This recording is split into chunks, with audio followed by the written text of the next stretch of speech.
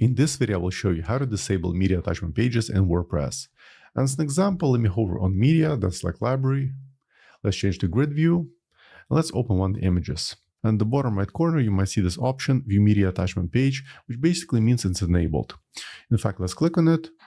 As you can see, this page will show the image title, the image itself, and the comments section. So in order to disable media attachment pages, just open another tab and type the domain name, followed by /wp-admin. Then you need to log into your admin account.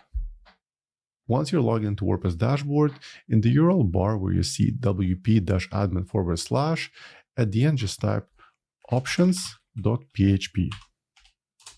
You should be presented with the all settings page, and just a reminder, be very careful making changes in this page as you could potentially break the site, and always make sure to have full backup copy of your WordPress site before making any changes. Once done, press Ctrl F on keyboard and type wp_attachment_pages_enable. As you can see in my case, this option has a value of 1, which means it's enabled. In order to deactivate it, just change it to 0, and then scroll all the way to the bottom and save the changes. Now, once again, let's open WordPress dashboard, hover on media, select library. Let's open one of the images.